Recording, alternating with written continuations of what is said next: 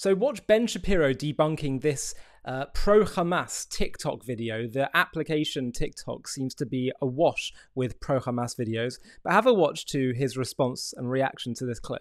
Israel was created to further Western nuclear and economic interests, so that the West could have a foothold in the Middle East from where the West can enforce an unequal, capitalist, global framework where the West hoards wealth and steals resources, not for the salvation of Jewish folks.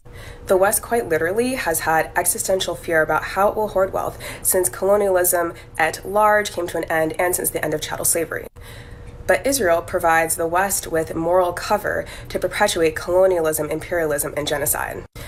And the West told Jewish folks that their humanity would only matter if Palestinians did not have any. What is this crazy? Zionists, and I'm using the word Zionist specifically, believe and perpetuate that lie. And this moral obfuscation provides the West with cover for the fact that the West is simply pushing forth genocide of Palestinians in order to hoard more wealth. Whoa. Okay, so the idea that the West used Israel as an imperialist outpost. The British, when they had the British mandate over this area, attempted to exclude Jewish immigration into the area in order to please the Arabs. Yeah. When they left weapons to the Arabs. Israel was approved in its creation at the UN. Israel was approved by the USSR because the USSR thought it might be a socialist outpost. It started as a quasi-communist country, thanks to the kibbutzim. When she says that Jews were somehow convinced of Zionism, I would request that she look at a Bible or any siddur, any prayer book of the Jews. The notion that the West is exploiting and hoarding wealth from whom? The Palestinians? Yes, because of their enormous wealth. Where would that wealth be coming from? You mean like the Turkish traders who are on a stopover on the way to Mecca in like the Gaza region? What is she even jabbering about? What nonsense is this? Every element of what she's saying is just sheer nonsense, predicated on socialistic oppressor-oppressed narratives that make no sense at all in the real world. Yeah, and that final point that he said is the key point. What basically it seems the left now do is, in order to make you the enemy, in order to vilify you, you need to somehow be everything they decide is wrong.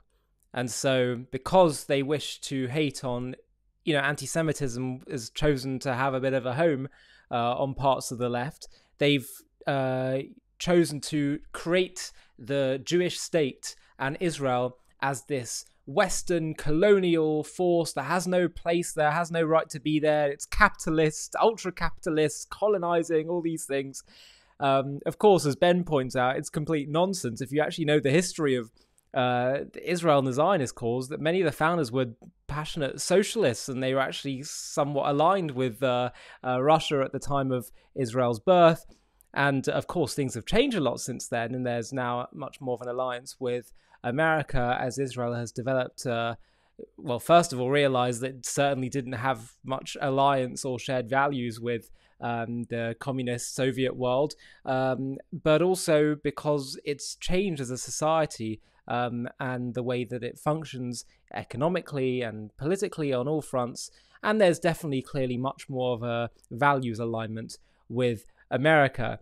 But it is, of course, a great irony that people create such nonsense constructs that sort of present Israel as everything they oppose, when actually Israel was created originally, the re-establishment of the state shared many of the values and tenets of the leftism that this woman probably espouses. So what we're seeing is just a great anachronistic view of history. But frankly, the key point above all else is not about what kind of economy Israel has, what she's really saying is that Israel has no place there. Israel has no right to be there. Israel's existence, Israel's presence in the land they are alien, basically. It's an alien state and it doesn't have the right to be there. That's the core of what she's trying to say. And so how do you respond to that? Well, ultimately, it comes down to far deeper arguments, far deeper points. It's not about the state, the type of state that was created. It's not even about the questions of international law, much as Israel has a great case in terms of their right to be there from an international law standpoint. The key question ultimately comes down to, is this really the Jewish people's home? Do they really have the right to be there? Whose land is it ultimately? And it is so clear And this is why it's so funny, because surely I would expect someone like her to champion the rights of indigenous peoples and ancient peoples to their land. It doesn't take much. It doesn't take that much digging to see that it is the Jewish people who have had a 3,000-year-old connection to this land, this tiny sliver of land. Not Arabs, not Muslims. The Islamic conquest happened in the 7th century, and remember, it was a conquest. The Jewish people have been there for 3,000 years, and that's what archaeology tells us. That's what history tells us. It's what the Bible tells us. And for those who say, oh, don't bring the Bible into this, the majority of the world believe in the account of the Bible. And most importantly of all, because of that fact, by the way, the fact that the majority of the world worships the God of Abraham, it is not a fringe view to explain and to state that the land of Israel belongs to the Jewish people predominantly, primarily, fundamentally, because God granted it as an eternal inheritance to the Jewish people. That's the truth of it. That's the most important fundamental truth, fact, that basically can dismiss any other argument.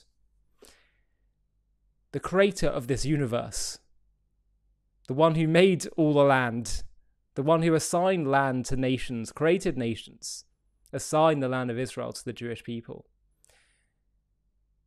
And that may sound politically incorrect, that may sound out of touch with what people are able to hear.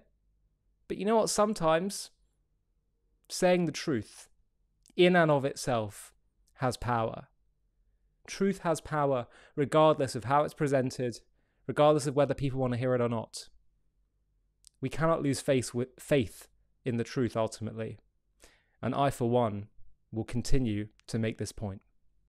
Thank you so much for watching. To watch another one, click here. To stay up to date with all our content, click here to subscribe. And if you're able to, you can help support JTV to grow and grow by clicking join below this video, where you can become a member and get perks including early access to videos and private live discussions with me. But most of all, you'll be partnering with us on our mission to change the world.